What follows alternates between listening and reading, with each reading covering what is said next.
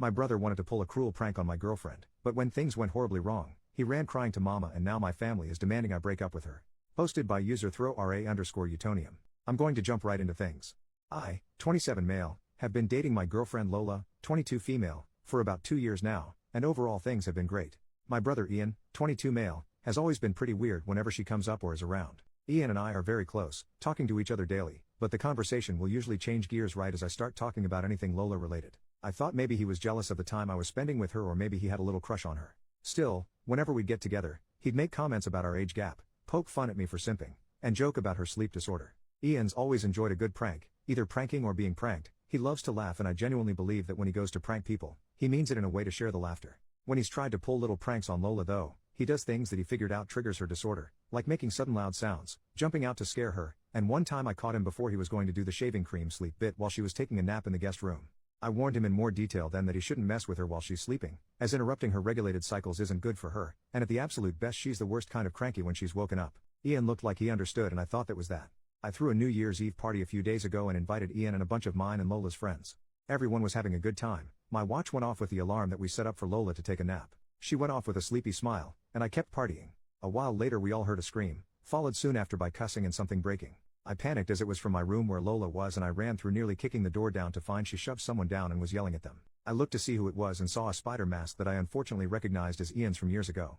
I saw him scrambling to get away, but she only stopped when 3 of her friends pushed past me to pull her up and check her before she ultimately passed out in their arms. Ian scrambled off the floor and ripped the mask off, revealing the work she'd managed to do in the time it took us to react. He started bawling telling me that she was insane and abusive, that he only wanted to make sure she wasn't going to sleep through the ball drop. At this point everyone started yelling. Ian looked terrified and kept repeating that she was crazy and that I shouldn't be with someone who could do this to her boyfriend's brother. Some of my guys were yelling that if she did it to him she could do it to me. All of her friends were screaming about how he should know to leave a sleeping girl alone and how it was creepy. Ian ended up calling our mom to tell him that Lola hurt him and she's furious. Lola's friends ended up carrying her out against my protests, and my friends were nearly split down the middle. I remember standing there while everyone argued while the ball dropped, my mother calling me for the 10th time, and Lola finally texting me that she needs space to think. Since then we've lightly texted. She's expressed that she can't shake her fear of what happened, but she still hasn't told me from her side exactly what happened. Ian and my mom are trying to convince me to break up with her, and chastising me for not helping or standing up for my brother when he was being assaulted, also demanding an apology for not playing my part as an older brother. Ian has FaceTimed a few other family members and now my aunt, who paid for both our colleges and the house my mom and brother live in and helped me get my apartment, is taking the 3-hour drive up to make sure her boys are okay, which is stressing me out even more. On one hand, I know family is family and I should do what I can to stand up for the people who helped raise me and become the person I am. On the other hand, Lola is my girlfriend, I adore her, I love her, I feel like I should be there to protect her. I don't want to push her boundaries but not talking to her is a different kind of hurt. Ian is convinced that he was doing a well-intentioned prank and was wrongfully punished for wanting to make sure everyone was enjoying themselves.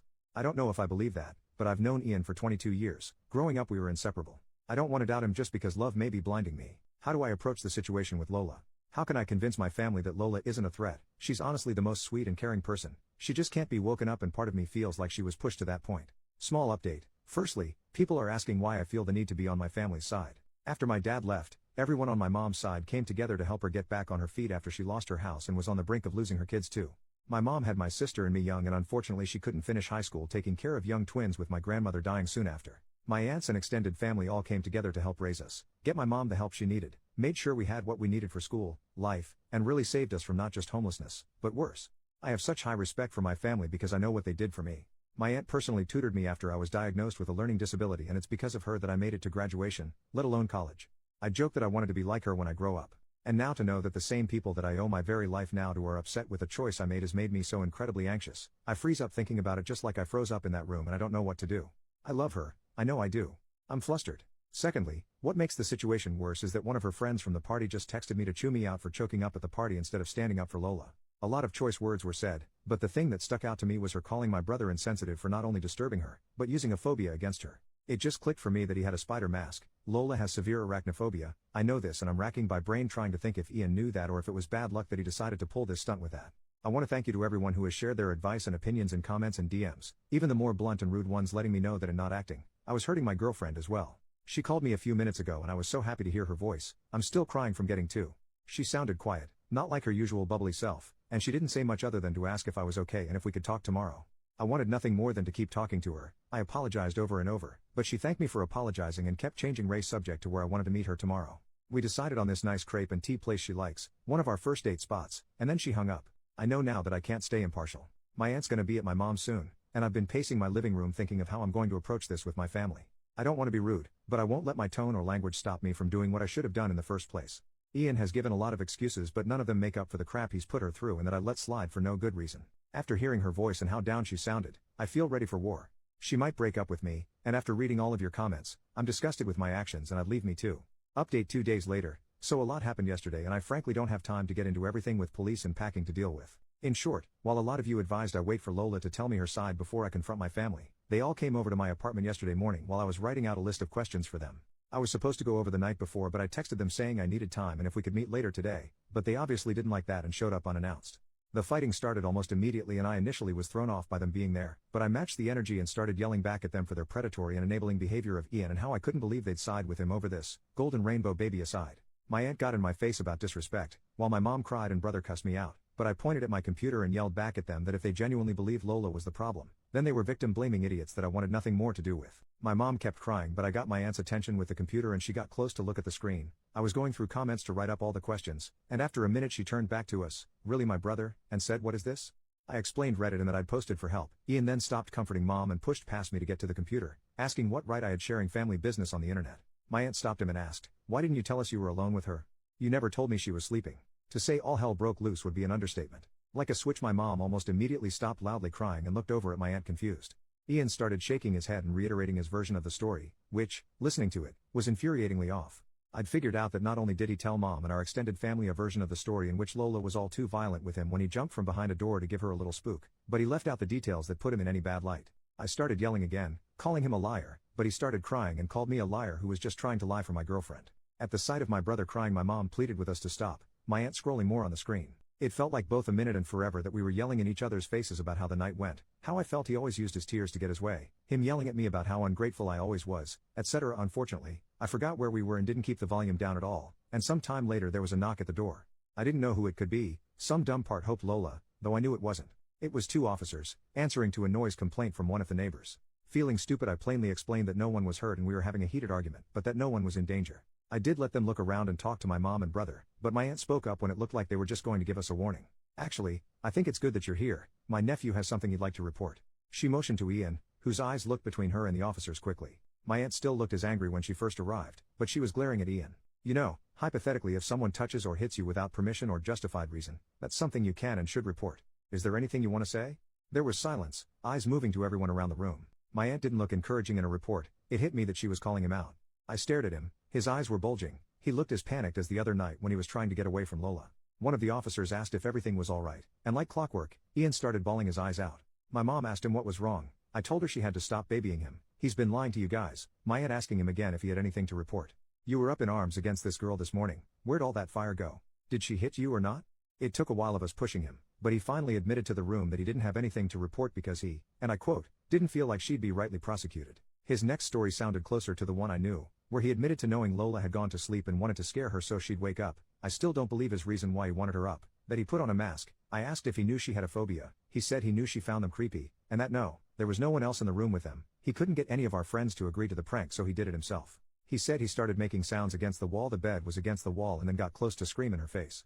He said she woke up and surprised him because he thought the stress and panic would cause her to scream or hide, but she went for his throat instead. He described his beating to everyone in the room, some of which I saw had the officers look at each other then back at him. Then that's when I pushed the door in. The door wasn't locked. I just panicked and didn't think to use the doorknob properly. I just threw my body at the door, and the rest of his story is what I was there for. I'm sure if the police weren't there, I would have hit him. I know I would have. My mom started crying even more when he said she was sleeping, a fact that changed his entire story, and my aunt chewed him out, everyone scolding him for his stupidity and asshole behavior, while the officers explained that it sounded like if what he said was true, Lola acted in self-defense, and that not only was what he did juvenile, but one of the officers asked my mom's permission to question him more as his behavior was concerning and they wanted to make sure he wasn't a danger to himself or others. My aunt and I told the cops he was 22 at the same time, an adult, and they didn't need her permission. He looks a lot younger than he is. Upon hearing his age, one of the officers sat down with him and asked him to talk through his thought process, and the other officer explained to my mom and aunt that Lola could press charges given Ian's story. My aunt still looked pissed while my mom cried about being confused and over her baby. My mom literally looked at me and said she didn't understand how her baby could do this.